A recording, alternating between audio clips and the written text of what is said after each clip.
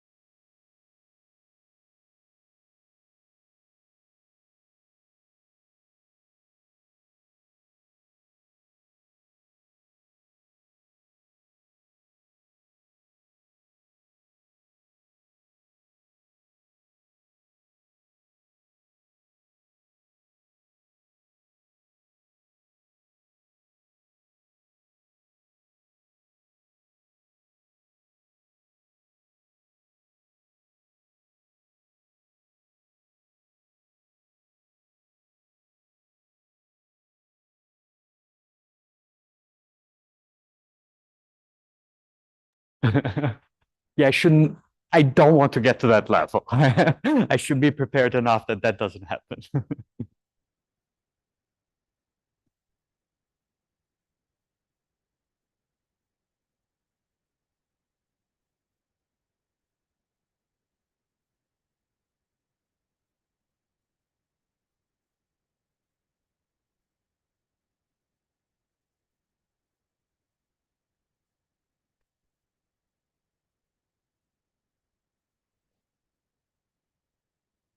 Yep.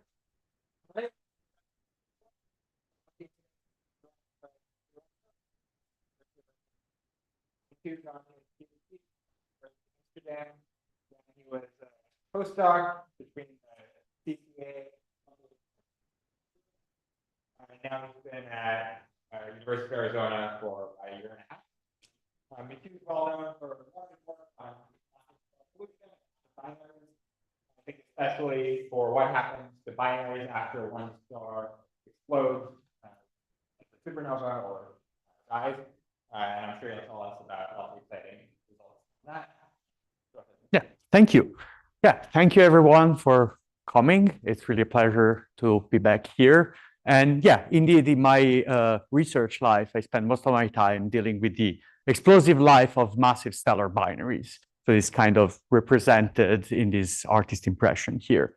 And in the last year and a half, since I moved to Arizona, I've been having a lot of fun working with people younger than me on these topics, and I'll try to show some of the results, in particular from Niv Shah, my PhD student, but there's still a lot of relatively recent stuff that has been done outside of Arizona with a lot of other PhDs and by now postdocs that are doing fantastic things, and I'll try to highlight their contributions throughout.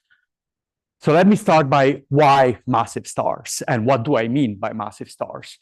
To me, a massive star is one that will end its evolution as a neutron star or a black hole, possibly with an explosion in between. So if we were living in a universe of single stars, that would mean a minimum initial mass of about 7, 8 solar masses, depending on metallicity, rotation rate, etc. And these stars are extremely rare. Less than 0.1% of all stars are sufficiently massive to qualify for me to call them massive. But they exist. This is an infrared image of Zeta Ophiuchi, which is the nearest O-type star to Earth of somewhere between 15 and 20 solar masses. They exist, so somebody should understand them. And as I already said, my main motivation that drove my interest in this field initially is that these things end their life with this supernovae explosion, if that's successful, and forming neutron stars and black holes. And I found that fascinating as a student, and that's what drove me to this field. But even if you don't care about compact objects or supernova explosions, you should still care about massive stars, almost no matter what you do in astronomy and astrophysics. Because massive stars are the primary drivers of the evolution of galaxies and possibly the universe as a whole. Because they're big and massive, they're hot, and this means that they produce ionizing radiation. And these can create all the H2 regions that we see locally, and maybe the merger of these H2 regions in the early universe contributed to the epoch of reionization. So they're important for radiative feedback. They're also messy objects. Throughout their life, they have stellar winds, outflows. Some of them do massive outbursts like luminous blue variables. And all this activity of the stars gives momentum feedback to their galaxies. So it can steer and shake the gas in the galaxy, driving more star formation. And then when they finally explode, if they do, that can swipe away the gas in the galaxy and shut off the star formation. And last but not least, these massive stars, by my own definition, are the ones that are going to go through the all nucleosynthesis processes that happen in a star all the way to iron. And so they're important for nucleosynthesis and chemical evolution. And the thing that we always say in outreach talks is that the oxygen that we're breathing right now was forged in the core of a massive star. And I like to take massive stars and put them in binaries.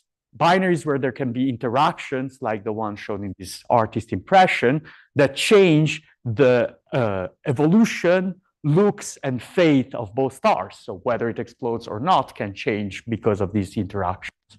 Where and when and how much ionizing radiation they produce, how they provide their momentum feedback to their galaxies, and even the nucleosynthetic signatures, especially for carbon yields, may be sensitive to the details of binary interactions.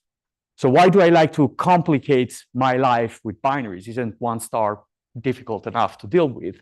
Well, the reality is that these binaries, especially in this mass regime, are extremely common, which is something that you often hear as a recent realization, 21st century realization, but it's actually not true at all. This is something we've known for a long time. I assume that here everybody knows this asterism. We know how to use it to find the North Star somewhere there. But what you may not know is that this asterism was used as an entry test to become an astronomy student in ancient Greece. And the test was find the binary. So we knew about binaries for thousands of years. And indeed, I see somebody pointing roughly the right direction. If you have a perfect eyesight, you can test this tonight as the sun sets. But this one is a binary, Mizar and Alcor. Actually, Alcor comes from the Arabic. It means the hard one to see. This was the test because you had to have good eyesight to be an astronomer before telescopes. And you can test the eyesight with this visual binary. Now, today we have telescopes, so we can zoom in much more easily. And Mizar is actually a quadruple, a binary of binaries. And there are claims in the literature that Alcor may be a triple system. So there may be as much as 7 stars in a light source that any one of us with glasses like me would see as a 1 point by now. And of course, this is just a historical anecdote. But if you look at things a little bit more quantitatively and scientifically, it's still true that binaries are common, and especially common for massive stars. So there's a plot from Stella Hoffner and collaborator that shows you as a function of the mass of a star on the x-axis, the fraction that has at least one companion with these bolder symbols. So these are at least a binary, could be a triple, could be a quadruple, and so on. And the thinner symbols are the fraction that have 2 or more companions. So these are triples, quadruplets, and so on, excluding single stars and binaries. And for the massive stars, by my definition, so above 10-ish solar masses or early B and O-type star, you can see that the binary fraction is basically compatible with 100%. And actually, the majority of them, more than 50%, are in triple systems. This plot only tells you, given the mass of the star, what's the probability that it has one companion or more. It doesn't tell you what the companion is. But I think it's pretty intuitive to think that these very massive stars, very bright, that shine in your face, it's hard to see anything that is not also quite massive and potentially quite bright. And in fact, if we go through young clusters in the galaxy and look at the distribution of O-type stars, this is what Hugh Sana in 2012 did, and he found that about 70% in the galaxy are close enough to a companion that there will be a phase of mass transfer like this. And if you look in the LMC and SMC, you find maybe a slightly lower fraction of 50%. That's not really because there are fewer binaries, it's because the radii of the stars remain smaller at lower metallicity. So it's easier for them to avoid the interaction. And this seems to be rather metallicity independent, should be true pretty much throughout the universe as far as we understand. Okay, and one last reason why I like binaries is that they are one of the main ways that we have to probe the extreme physics of compact objects. You can see a single neutron star if it's a pulsar beamed at you. You cannot see a single black hole, with one very notable exception of microlensing. But all the other cases, we have to learn what we know about compact objects from binaries that can be not interacting, or there can be a mass transfer phase going on that produces copious X-ray emission. And last, but definitely not least, gravitational waves merger. That's also 2 compact objects. It's also a binary. And so one thing that I like to do in my research is doing theoretical models of all these fun things. But these theoretical models have a lot of free parameters. You have all the uncertainties of single stars twice, plus the uncertainties on the interaction. And so I think an important thing to remind ourselves in the big data era is that we also have small data that are actually very constraining. And I like to build my models based on observations in the local universe, nearest O-type star to Earth or nearest massive star factory in the LMC, to constrain my models and then use the theoretical understanding anchored on local observables to extrapolate and try to understand the most exotic outcomes of stellar evolution, such as gravitational wave mergers. And of course, because you have so many uncertainties and complications, plus you have a large parameter space with two stars, their orbital separation, their mass ratio, potentially their eccentricity, there is a lot of things that can happen in binary evolution. And I will not have time to talk about all of them. That would be foolish. So I will focus on the most common massive binary evolution path.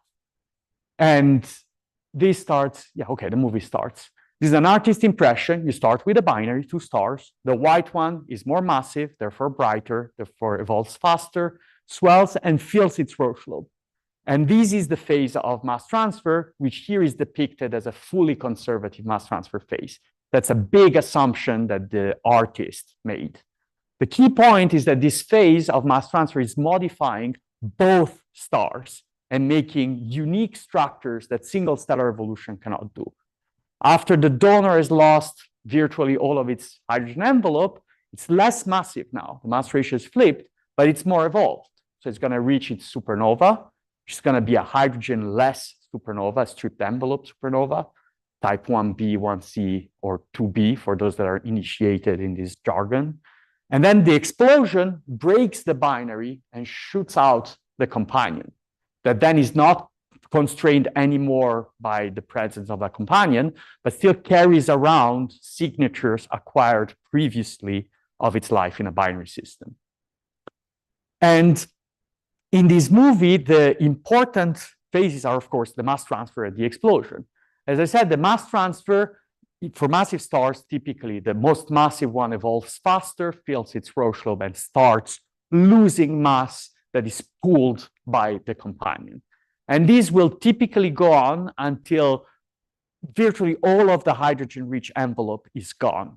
There are some trends with mass and metallicity. At high masses and low metallicity, you might be able to retain a bit more. But basically, this star, all the hydrogen will be gone. At zeroth order, that's a fine statement to make. And this is particularly important to explain the population of stripped envelope supernovae. In particular, if you look at the rate of these events, all the supernovae that show little to no hydrogen do about 1/3 of all core collapse supernovae. The only way you can reach such a high rate is if stars that would be too low mass to lose their hydrogen by winds lose it to a binary companion. And complementary constraint here is the ejecta mass distribution. So how much mass these supernovae remove, which is order of a few, 2, 3 solar masses. That is also hard to explain if you need a very big star to lose the hydrogen in the first place. It's much easier if your star was small to begin with. And there are some recent bonus points here. That is, if we try to model as best as we can the whole evolution of the donor stars until the onset of core collapse, we find that they are slightly easier to explode from the point of view of recent core collapse supernova theory, and that all the stars that would get rid of their hydrogen on their own without a binary companion are instead quite hard to explode, which is corroborating this picture that binary mass transfer is needed to explain stripped envelope supernovae. Oh, of course, the fact that they are important for the stripped envelope supernovae doesn't mean that binaries don't matter for your hydrogen-rich supernovae. And in particular, of the remaining 2/3, we predict that about 50% are still binary products. So if you do anything supernova or massive star related, I'm sorry, you cannot get rid of the binaries. There's no way around. The mass transfer, though, will also modify this star on the left. In particular, the gas that is coming through will carry some angular momentum, and it will tend to spin up the star. That's a really easy task because the mass in a star is all in the center, close to the core, close to the rotation axis, can just blow a little bit on the outer layers and they will start spinning. Some of this matter may come from the inner layers of the envelope, which at the very beginning of the evolution of the star were part of the core. So they might be partially processed by nuclear physics. And this partially processed material can land on this star and pollute it, making it, for example, nitrogen-rich and helium-enriched. And last but not least, these are massive stars with convective cores. As the mass of this star is growing, the core will also try to grow to keep up. And this growth of the convective core will make more hydrogen fuel available to the burning region, resulting in an elongated lifetime, or what we usually refer to as rejuvenation. And the signatures of these three physical effects will remain with the star for the rest of its evolution and potentially change its fate. The second moment in the movie that was important was the supernova explosion itself. And in the movie, it was breaking the binary. That is actually not special. The vast majority of stellar binaries will break at the first core collapse event that happens. This is results from population synthesis varying, trying to marginalize across the many uncertainties that we have in this game. The reason why binaries break is twofold. First reason is that all these ejecta are leaving the system. This changes the gravitational potential that the companion feels, so it can change the orbit from an ellipse to a parabola or a hyperbole and break the binary. But because of the mass transfer phase that happened before, the star that is exploding is the donor that has lost 2/3 of its mass or 1/3 of its mass, like it lost a lot of mass already during the mass transfer long before the explosion. So actually just the loss of the ejecta usually is not enough to break the binary. What really does the trick is, oops, wrong direction, is the supernova natal kicks. These are processes that redistribute energy and momentum between the newly formed compact object and the ejecta. And they can result in increasing the kinetic energy of the compact object. So if you then take your putative binary with the new compact object and the companion star, because the compact object got a kick, its kinetic energy grew. But then the total energy of the binary also grows. And if it grows above zero, you broke the binary. And this might seem like a magic wand, but we have observational evidence that the supernova natal kick have to happen. In particular, we can look at the velocity of neutron stars in the galaxy, and we find that they are about 1 order of magnitude faster than their parent O and B type stars. So something needs to speed up these neutron stars when they form. And this is just a radio image of the Guitar Nebula that is one of the fastest neutron stars that we know of, with a velocity of about, oh, sorry, my bad, you're correct, yes. But the point is that here at the tip, there is a pulsar that is moving at velocities of 1,200 kilometers per second, much faster than any O and B type star that we know of. So for neutron stars, we have observational evidence of kicks. Real question is, what about black holes? Well, if the answer is no, then when a black hole forms in a binary, it will not break the binary. It will stay with its companion, and then we maybe have a binary that we can detect and use to constrain the kicks. And we have observational evidence of black holes receiving small kicks from this kind of line of evidence. But if the answer were yes, then when most black holes form, the binaries break, and the black hole continues its life alone, impossible, virtually impossible to see. And then if we keep on playing this game of looking at the binaries, we are intrinsically biasing ourselves to look at the systems where the kick was for some reason small, and we're not getting the right answer. So how can we solve this? Well, one way is to look at the former companions of the black holes. So I'm going to show you a way to constrain black hole kicks at a statistical level without seeing the black hole and without even seeing the potential transient associated to the formation of the black hole. And the way to do this is to have a mass function of stars kicked out of binaries. So what I'm plotting here is a mass distribution of stars above 7.5 solar masses, and I'm taking only the ones faster than 30 kilometers per second. So the runaways. This is a completely arbitrary threshold that has historical origin. But this is what you get for like the kind of simulations that everybody does with the assumption, the canonical assumption where black holes can get kicks, but they're pretty small. And this dashed line is the 90th percentile of the distribution, which might be a better observable than the tip. And then I can increase the kicks, and then my distribution shifts to higher masses.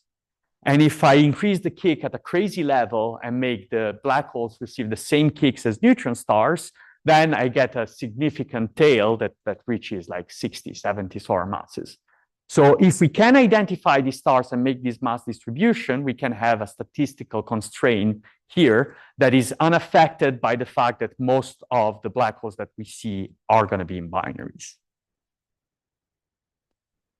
So we want to find the velocity of these stars so that we can populate that plot. And the good news is that while we don't understand supernovae so well, we know that they get kicks. We also know that the kicks don't change the orbital velocity of the companion.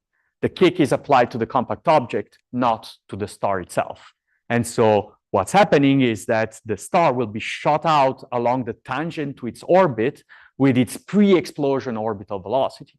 So this is something that I would personally really love to know, because if I can compare this velocity distribution to the initial velocity distribution that you get from young binaries, I can learn something about mass transfer.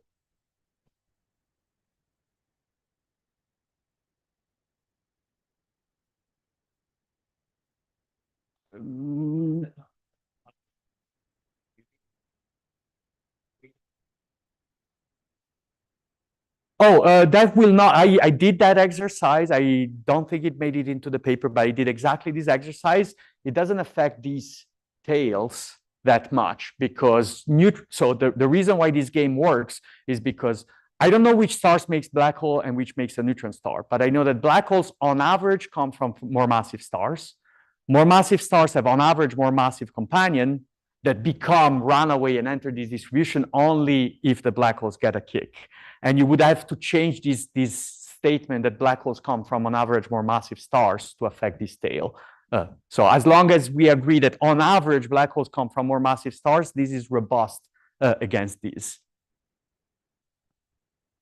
Okay, so yeah, going here. So yeah, so let's see what we predict for the velocity distribution of the, the first of all, sorry, I want to back up. So the point here is that the velocity that you get out is the pre-explosion orbital velocity. And this is worked by Tom Wag using 3 different rapid population synthesis codes that is demonstrating just this. All the panels are the same except for the code that was used to generate them. The y-axis is the natal kick in a very broad distribution from 0 to thousands of kilometers per second. The x-axis is the difference between the velocity of the star that is ejected minus its pre-explosion orbital velocity. And note that the scale here is like, the whole range is 10 kilometers per second, so tiny compared to the y-axis. And all these things are centered on 0.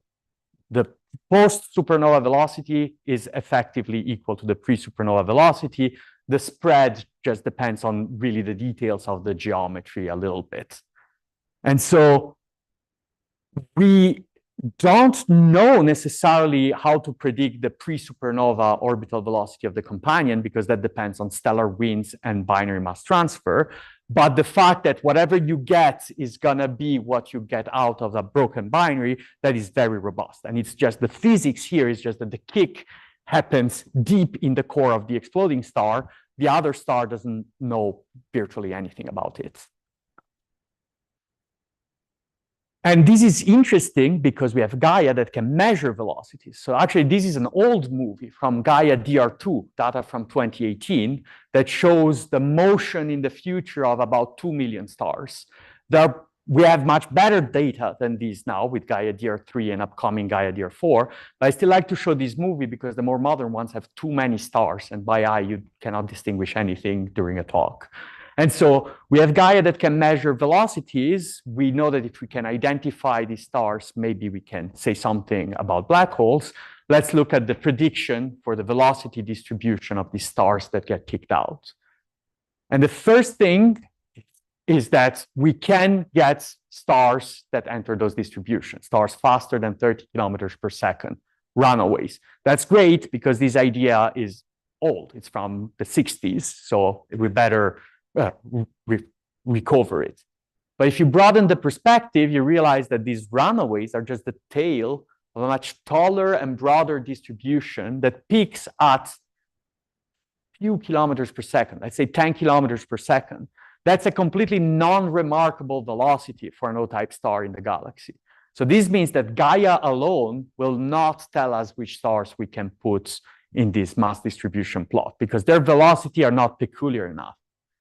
The reason why most binaries that break produce a walk-away star rather than a runaway star is because during the mass transfer phase, two things have happened that slowed down the orbit of the accretor. It grew in mass, and overall, these binaries tend to widen. They initially shrink a bit, but then they widen a lot. And so Kepler laws tell you that a big object on a wide orbit will be slow. So this means that we need models of these common binary products to help the search for them in the Gaia data. And as I said already, these models are hard to compute. You need lots of physical assumptions and you have lots of free parameters. So we also need to gain some confidence that our models are not complete nonsense. And this is where I think we can really leverage observations in the local universe. And in particular, I like to use Zeta Fuki, the nearest O-type star to Earth, to constrain these models. And this one is a good star to try to do this because of this red stuff here. This is a bow shock, so it's the equivalent of a bow wave of a boat that is moving in the sea faster than the waves are moving in water, and then water piles up. This is the analogous of that if the stellar wind is running in the interstellar material faster than the sound speed. So that's already an indication that this star is moving faster than the sound speed. Maybe you're not convinced yet. You shouldn't be convinced yet. But we can also, it's nearby, so we have lots of data, and it's one of the fastest rotating stars that we know of. Remember the spin up during the mass transfer. And it has a weird chemical composition that people long before me had shown is not compatible with what we think about mixing in a single star, even if it's rotating this fast. If that's not convincing enough yet, we can also take this star and trace it back on the plane of the sky to its parent cluster. And we can do the same game with this neutron star that traces back to the same place in the same cluster at the same time. And this works in 3D, accounting for galactic potential. And so there's a clear picture emerging here. There was a binary in this cluster. It did some mass transfer that made this star weird. Then the donor star exploded, producing this neutron star. And this explosion broke the binary and shot out Zeta Fuki, giving it the velocity that leads to this bow shock. As a bonus fact, we can also time when this happened by taking just this distance divided the velocity of the star. And this was about 2 million years ago, when the solar system was closer to this cluster. And in the solar system, on Earth, we need some source of radioactive material that came on a time scale of 1 to 5 million years ago to explain the radioactive iron-60 that you find on the floor of the ocean. And so it's possible that this supernova also made radioactive iron rain on Earth. We probably need more than one event, but this is a prime candidate for a supernova that could have done that. And so the idea is, can we explain the properties of zeta Fuchsi better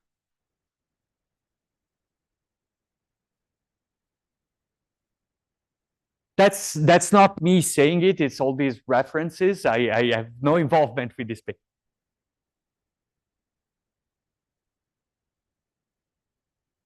I think you can mix through that if you blow 10 to the 51 ergs relatively nearby.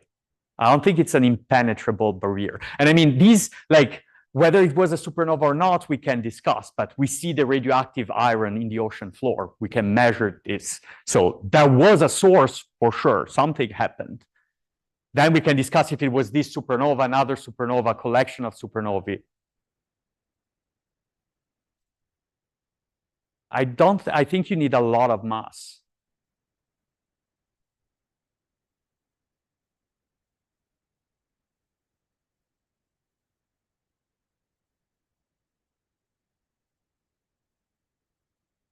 So I know people do whole simulations of the propagation of that, but I'm not involved in those work and I don't have the expertise to judge them. Yes.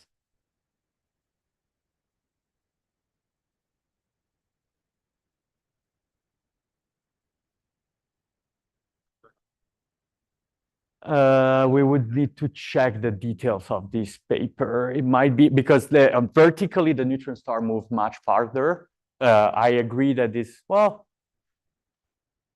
I don't know from the top of my head what physical distance this is in terms of this angular distance. So I'm not sure, but I think like the people that do these in like they work it back, they do the whole Monte Carlo through the error bars. So that should work out. And I think the key is the vertical displacements.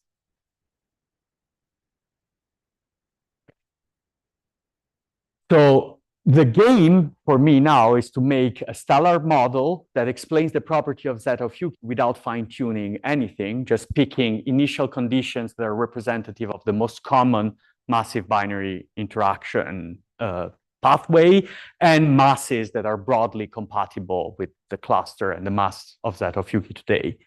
And the idea is that then the donor will transfer mass and then explode, and the accretor will become our model for zeta Fuchsi. And so does this help?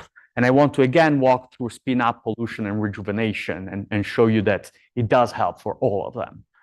In particular, this plot shows you the equatorial rotational velocity as a function of time.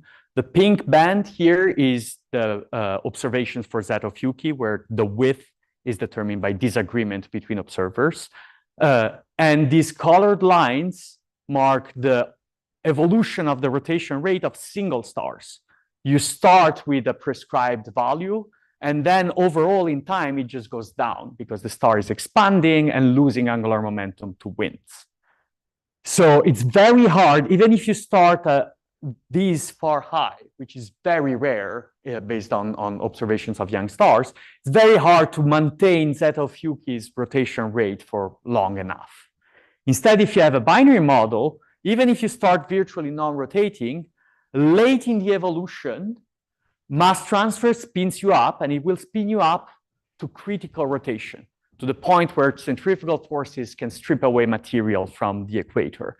And then, because you put angular momentum in late and as much as you could, it becomes easy to remain in the right ballpark for the right amount of time based on the kinematic age and the remaining post-mass transfer lifetime. And also that spin up, I want to emphasize that this is not a vertical line. It's just a matter of scale on the plot. We actually compute through the spin evolution of the star during mass transfer. The other thing is pollution. Let's use nitrogen-14 as a tracer of pollution. And this plot is showing you as a function of mass coordinate an accretor during the mass transfer. So in the core, in the center, you have a lot of nitrogen-14. That's the CNO cycle at play.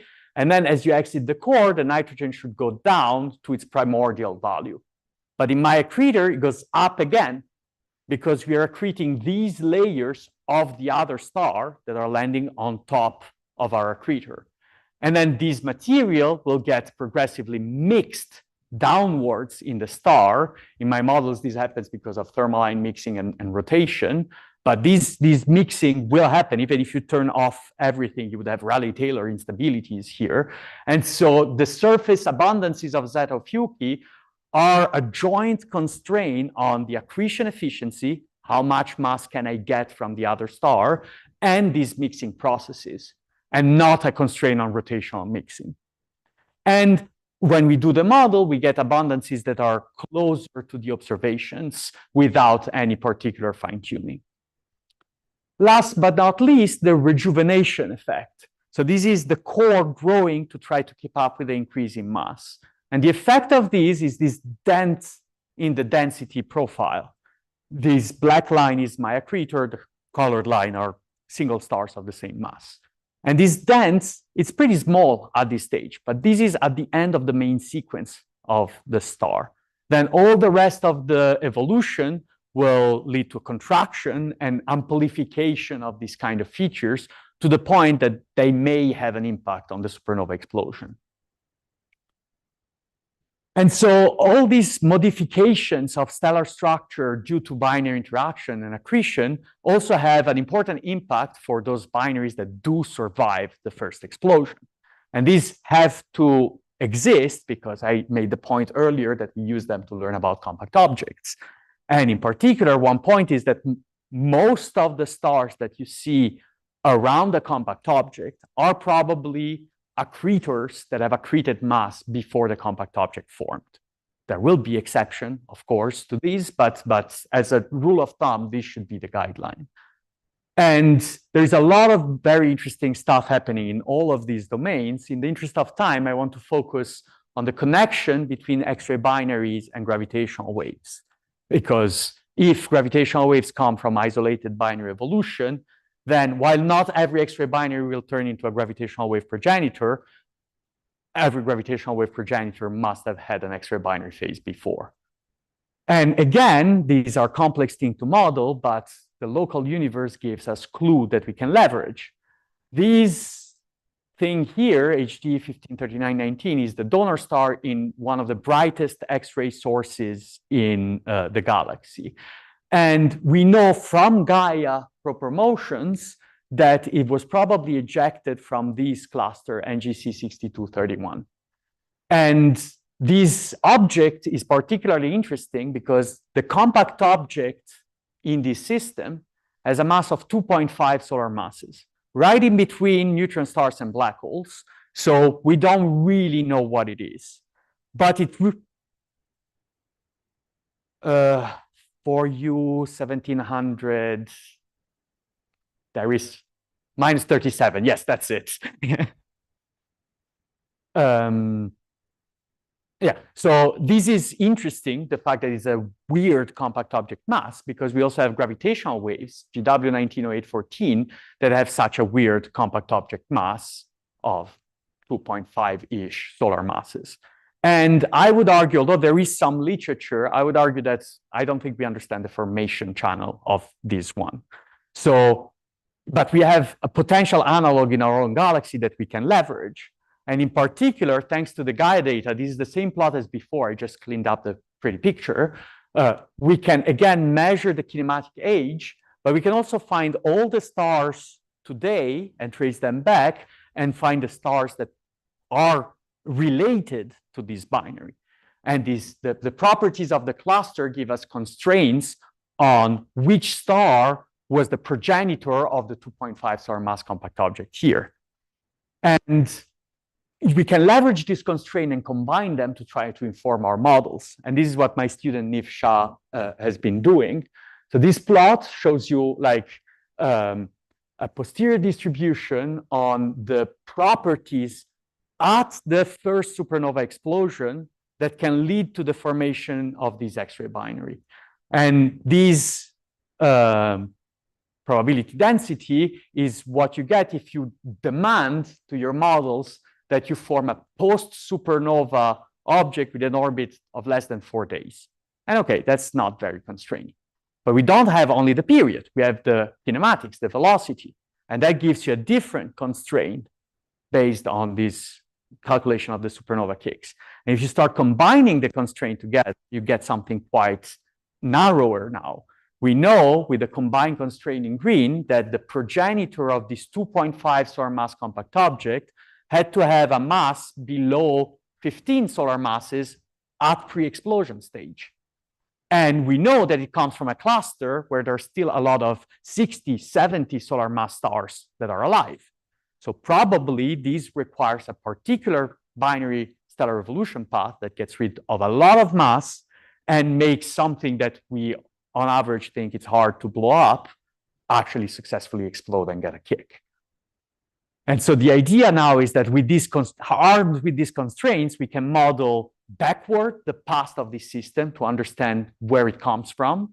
And then we can model its future, or maybe even more interesting, its future if it were in a galaxy with low metallicity, so that maybe that can lead to gravitational wave events with these compact object masses or not. And these all work in progress, but both we have one key result is that the way to explain the formation of this compact object from such a young massive cluster is to invoke early mass transfer in the binary, so-called case A. So you want the mass transfer to happen before the donor has run out of a hydrogen in its envelope, in its core.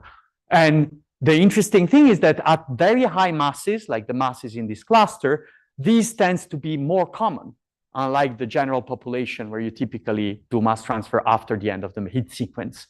This is a plot that shows stellar radii as a function of time by my undergrad, Christian Bert. And you can see that because at shorter lifetimes, higher masses, the radii expand more during the main sequence, the parameter space for case A is bigger. And then another thing that helps is that case A mass transfer, by definition, occurs before you have formed a core. And so it can impact the structure of the core much more than later mass transfer. And in particular, this is a plot that I just received yesterday evening from Niv Shah, showing the density profile as a function of mass coordinates, CGS units and solar masses. Sorry for the missing units. And the blue is a density profile of the core of a star that has donated mass before running out of hydrogen. While the red line is the core of a star that first built up its core, ended the main sequence, and then transferred mass. If we were plotting a single star here, it would look exactly like the red line. And the key point is that this is at the end of the main sequence, and the star that donated mass earlier is denser in the center and has a steeper density profile.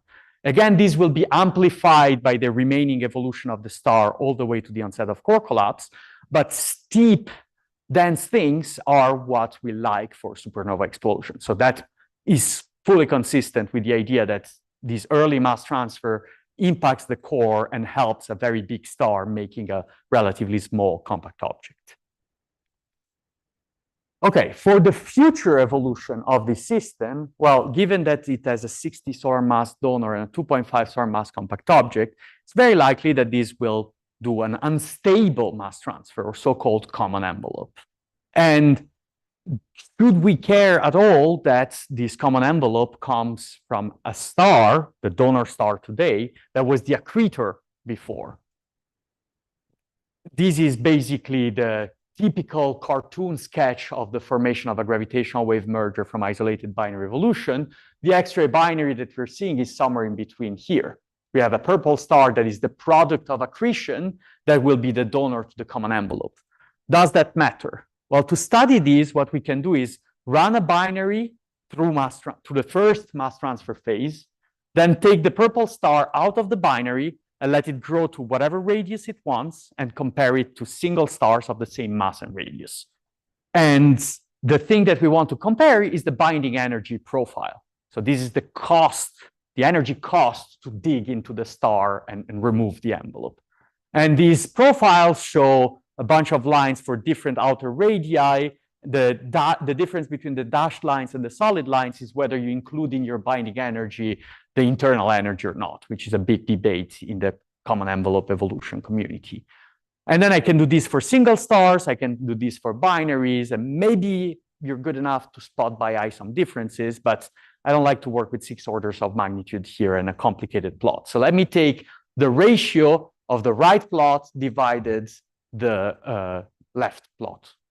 Yes, I said it right. This is what you obtain for a particular star that was 17 solar masses and grew to 20 solar masses. This is the ratio of the cumulative binding energy from the surface inwards of the accretor star divided the single star as a function of radius. And as you can see, the colors correspond to more evolved stars, less evolved, more evolved. And you can see the qualitative profile is always the same. The surface, the accretor is a little bit more bound. And although there, the comparison is a dirty comparison because my accretor has been spun up by the binary while the single star is non-rotating. And at large radii, rotation can contribute to the binding energy. But then for most of the volume of the star, this ratio is below 1, meaning the binding energy of the accretor is lower. This is interesting for common envelope physics on the way to a gravitational wave merger, but anything with a common envelope involved. And this remains true. I've showed this for a 17 solar mass star, but this remains true up to at least 80 solar masses. This is again work by my undergrad, Christian Bert. The plot is showing the ratio of lifetimes of an accretor divided a single star as a function of when you do mass transfer in terms of the hydrogen content of the accretor star.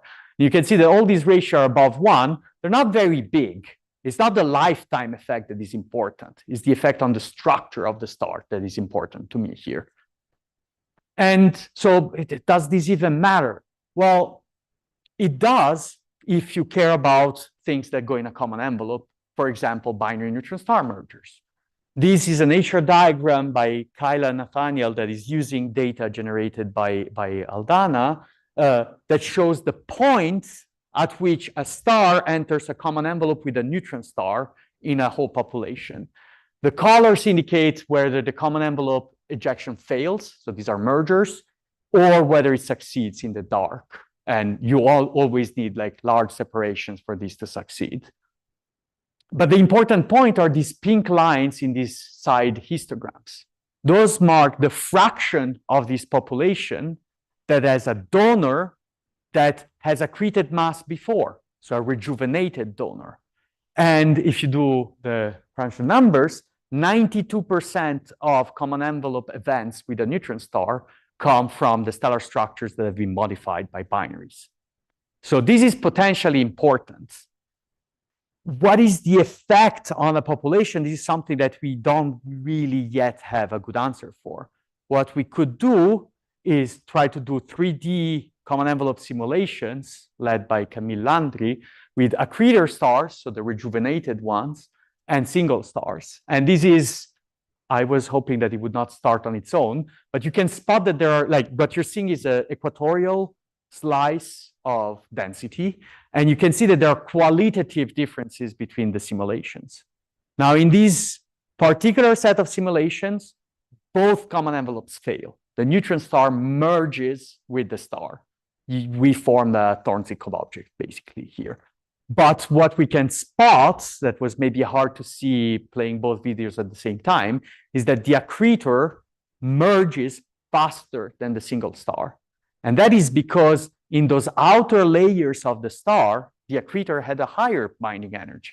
So this is not the full story because hydrodynamical simulation cannot necessarily capture the whole common envelope evolution, but it suggests that the hint given by the 1D stellar model pans out also in 3D, and we should think a little bit more about these for any kind of sources that require common envelope during their evolution, because this effect is comparable to other effects that have been debated in the literature for decades now, like the internal energy. These are like 10, 20% change in the binding energy profile that is relevant. And so, yeah, I think I'm running out of time, but that's perfect because I'm reached my conclusions. One of the key points what I talked about was interacting massive binaries. Massive stars always come with companions, virtually always, and many a plurality, if not a majority, will go through phases of mass transfer like this. And this mass transfer modifies both stars in ways that we can now detect. And when the donor star explodes, most of these binaries will be broken, producing an ejected star that most of the time will be slow, a slow-moving walk-away and not a fast-moving runaway. Sometimes the binaries do survive. We do see X-ray binaries and gravitational waves. And understanding these complex objects can only come from connecting the detailed observations that we have in the local universe through theory to the large populations that we detect with surveys like Gaia, LIGO, and whatnot. And here I have a bunch of take-home points, but this is really all I wanted to say. Thank you.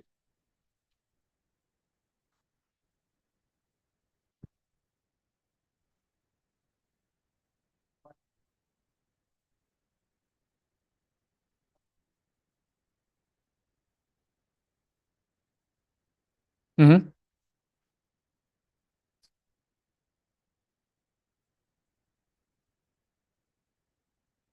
Mm-hmm. That's right.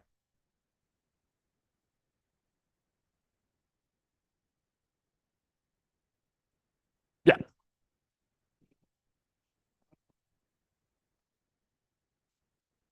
Yeah. Yeah, that's right. That's all correct.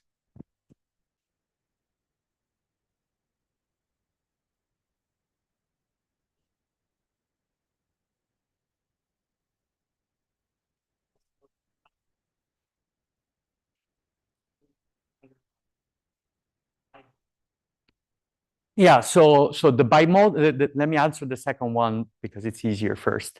The bimodal thing, I have not tried that. It's something that it's straightforward to try though. Like you just need to change what distribution you sample for the kicks. And it might be interesting, especially in light of your results.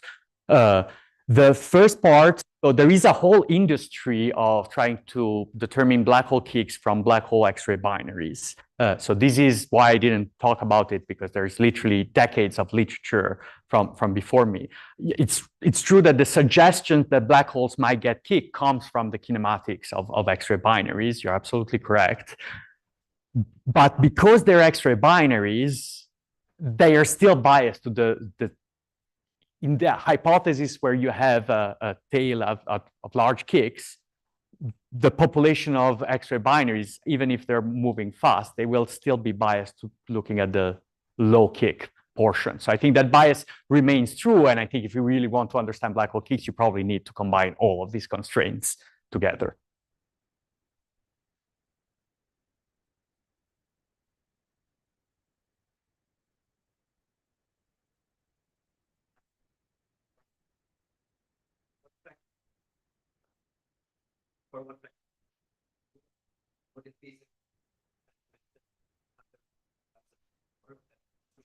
Yeah. Yeah. So, okay. The answer to the first part of your question, how common it is, has to be mass dependent. Because if I weighted with the IMF, so most stars are low mass, then case B mass transfer after the main sequence is by far, it's like 80% of all the binaries. So it's way dominant. But if I only look at the massive ones, then there is, say, above, I don't know, 50 solar masses. Those are very rare, completely relevant when you take the whole population.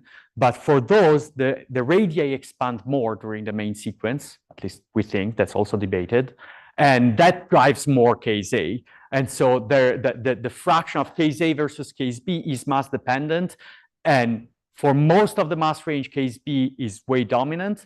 But as you increase in mass, it can flip this ratio. And then what was the other part of your question? I forgot. Oh, yes, the timing. Yeah.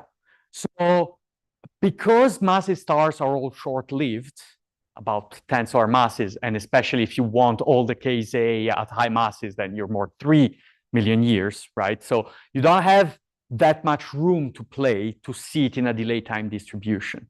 What can happen, though, is if you have case A and you lose enough mass, you can stop that star from exploding. Say you start with a 7 solar mass star, and 7 is the minimum mass to explode. Then once the helium core of that 7 solar mass star is formed, that helium core is going to explode. That's it. It's very hard to stop. But if you lose mass before you have a helium core, you can prevent the formation of a helium core big enough to explode and turn your star even to a helium white dwarf. And so actually, this might happen in about 4% of a typical binary population. You might have that the second star, the initially less massive star, explodes first. But in 99.9% of the cases of these 4%, it's because the primary has decided I'm not massive enough to explode now. And that does require KZA mass transfer.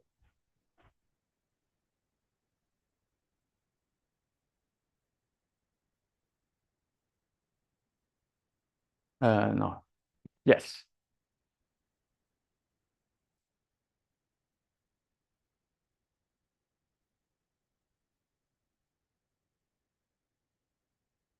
Mm-hmm.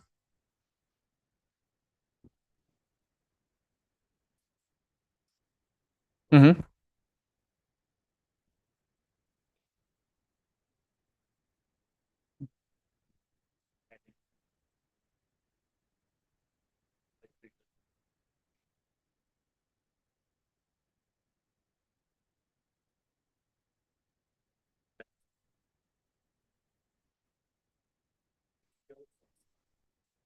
I agree. Yeah, I agree. I fully agree. I'm trying to convince observers to do exactly that and then slice that sample as a function of metallicity, because this velocity is also sensitive to metallicity because stellar radii are, and so how big of a thing you can fit in a binary is. I absolutely agree. That would be very informative.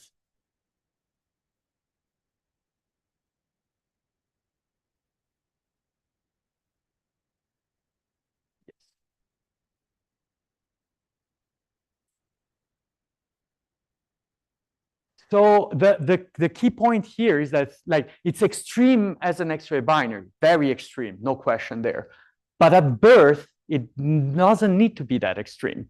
Like we actually, the models that we're playing with right now for the future evolution, no, for this part of the project, start like 40 plus 35 solar masses. So a mass ratio that is completely unremarkable.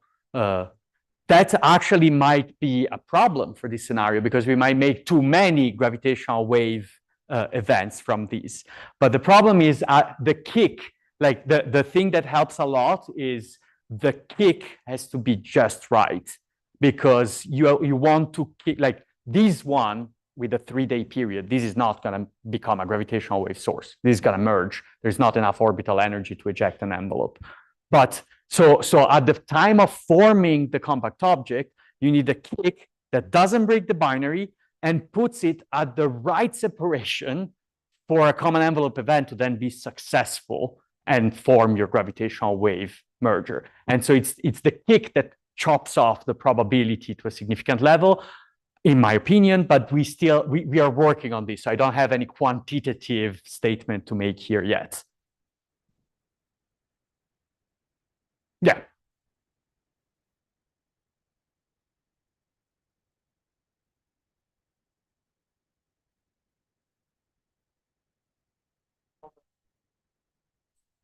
Yeah.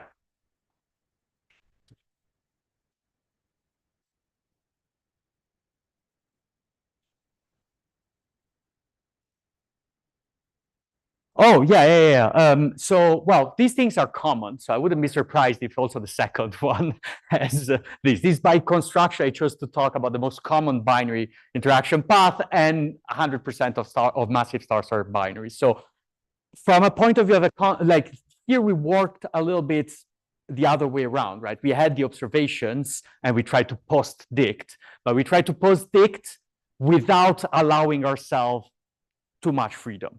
Like this is just vanilla stellar evolution. I just put it in a binary.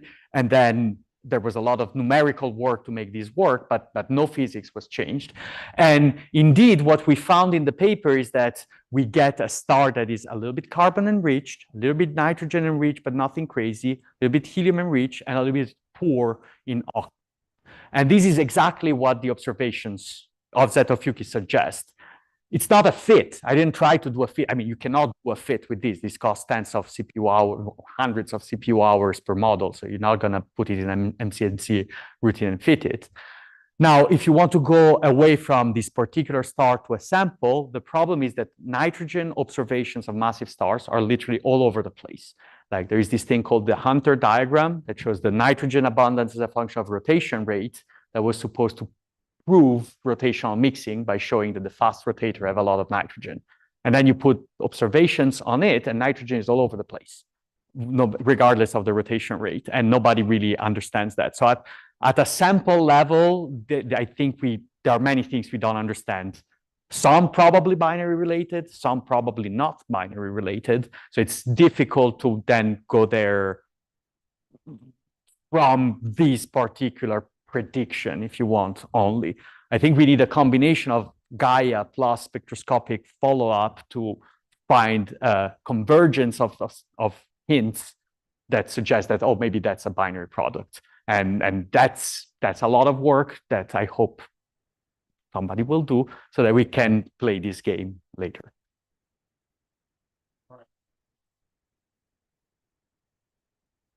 Thank you. I can take your questions separately.